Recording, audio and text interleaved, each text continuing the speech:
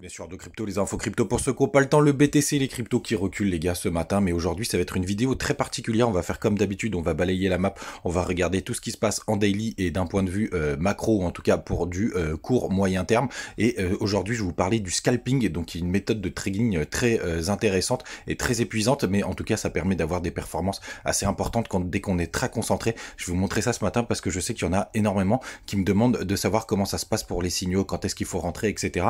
Et je vais vous montrer exactement ce que j'ai fait pendant 48 heures parce que j'avais le temps et que j'étais concentré, mais évidemment les gars ça reste du très haut risque, mais ça m'a permis d'avoir des rendements de 100% quasiment en 2 jours. Du côté de la map on a le BTC qui est en train de flirter avec les 20 000 $, on est juste au-dessus au moment où j'enregistre l'émission, on est à plus 1,6%, moins 1,6% pardon, on a Ethereum qui perd 3% ce matin, on est quand même au-dessus des 1100 $, le reste de la map est aussi assez mitigé, le cours est en train de respirer le gros rebond qu'on a eu, on est en moyenne à moins 3%, même si Léo rebondit pour le coup, mais lui souvenez-vous hier c'était le seul qui était dans le rouge. On a Shiba qui recule un peu plus fort avec moins 4%, pareil pour Matic, LTC et tout le reste, on est plutôt dans cette fameuse moyenne des moins 3%. Les gars, quand on va d'abord sur l'analyse, sur Coin Analyse, hein, pour connaître justement tout ce qui se passe du côté des Open Interest, on voit que pour l'instant le long short ratio est toujours en train de se rapprocher, mais il y a beaucoup de zigzags les gars, donc vraiment c'est très piégeant, mais vous allez voir avec la partie scalping pour ceux qui restent, ça va être assez intéressant pour que vous compreniez vraiment tout ce qui se passe et pourquoi ça fait ce zigzag. Du côté du CVD spot,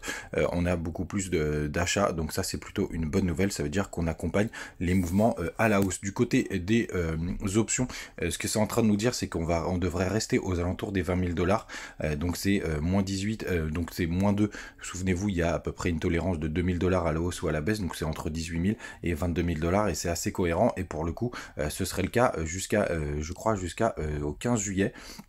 Donc les gars, pour l'instant, vraiment pas de gros mouvements à prévoir en tout cas, mais une fois d'ailleurs, c'est pareil jusqu'au 22 juillet, on a 19 500 $ pour le Max Pain, mais vous voyez, hop, et c'est à partir du 29 juillet où on aurait un peu plus de variations les gars, mais évidemment ça bouge tout le temps. Du côté du daily, les gars, on est en train potentiellement de faire un magnifique W, mais pour l'instant il a encore potentiel, et surtout les gars, et ça c'est vraiment intéressant, il apparaît sur le RSI, vous voyez juste ici, hop. Et là pour le coup on pourrait tester la fameuse neckline du W, donc pour l'instant on serait potentiellement sur une zone de rebond en daily, donc ça c'est plutôt intéressant pour aller pourquoi pas rejoindre le bas du nuage juste là. On est en train de se poser sur la Tenkan, donc ça c'est plutôt pas mal. Les gars, c'est parti, on démarre avec cette notion de scalping. Donc je reviens sur la petite vidéo que je vous ai faite hier, tout simplement, hop, là donc j'étais en swing sur le BTC. Ok les gars, avant de démarrer, n'oubliez pas, c'est vraiment à haut risque. Il fallait beaucoup de concentration pour faire tout ce que j'ai fait, pour faire tous les moves que j'ai fait, et surtout les gars, c'est vraiment très risqué. Il faut être collé à ces écrans. La moindre faute d'inattention ou si jamais vous respectez pas votre plan et si vous n'êtes pas discipliné, ça part en vrille. D'ailleurs, il y a des moments où j'ai perdu un peu de concentration et j'ai fait n'importe quoi. On va y revenir. Donc ici, j'étais en swing sur le BTC. Donc un swing, ça veut dire qu'on fait un trade qui est beaucoup plus, on va dire, en moyen terme sur quelques jours. Pour le coup, j'étais dedans depuis un certain moment. Ensuite, j'ai continué, hop, et juste ici, on avait ce tout petit W juste là, donc je suis rentré sur Avax parce qu'il avait une bonne tête. Moi je préfère trader le BTC les gars, parce que c'est un coin que je connais beaucoup mieux et qui est le leader, mais pour le coup vu qu'il y avait des données assez bullish, je me suis dit je vais aller un peu plus fort et je vais partir sur aussi, puisque j'étais toujours dans mon trade BTC, je vais partir aussi sur un altcoin. Les gars, je vous conseille vraiment pas de le faire sur les alts, d'ailleurs en général moi je baisse le niveau de levier, évidemment on est obligé sur du scalping, on est obligé de mettre un peu de levier pour que ça fasse des plus grosses performances. Donc là je suis rentré en longue et juste ici les gars, vous voyez, il y a eu un joli M en 1 heure. Juste là, hop, comme ça. Donc ici, j'ai coupé toutes mes positions. Parce qu'un M, les gars, en 1 heure, ça vous donne une tendance en scalping et qui est très bonne. Et vous allez voir, après je descends sur des plus petites time frames. Juste ici, vous voyez, on avait même une divergence sur le RSI. D'accord? Donc ça veut dire qu'on allait, enfin c'était pas une divergence, mais vous voyez qu'on allait un peu moins haut sur le RSI juste ici, et pareil sur le cours. Donc ici sur un M comme ça, c'est très puissant.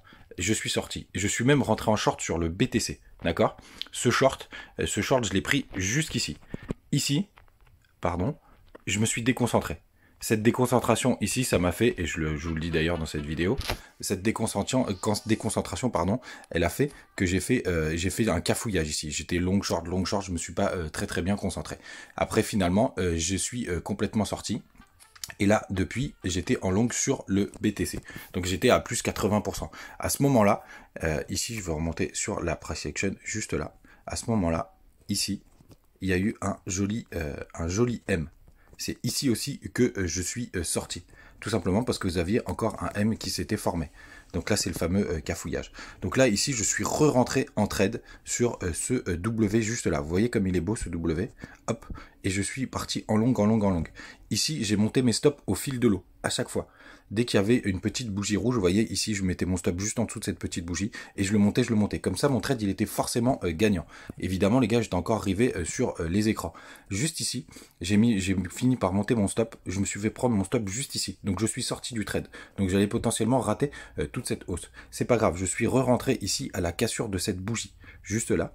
De façon à prendre le dernier mouvement haussier. Et là, les gars, je vais vous montrer quelque chose. Je suis descendu en 5 minutes, voire même 3 minutes.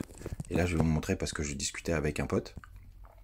Juste là, vous voyez, ici, on a un M qui était en train de se former. Je lui dis divergence baissière sur le RSI, vous voyez, plus haut sur le cours. Et pourtant, on a fait un plus bas par rapport à ce point-là. Vous voyez, juste là. MACD qui commençait à croiser. Et on avait la potentielle formation d'un M. Juste là. Vous voyez, hop, hop.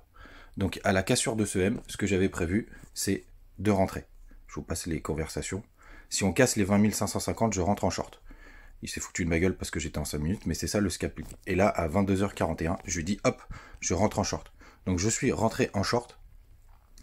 Justement, hop, je perds le fil. Ça, c'était ça c'est ce matin. Je perds le fil, hop. Je suis rentré en short sur ce fameux M. Et à partir de là, c'était ici.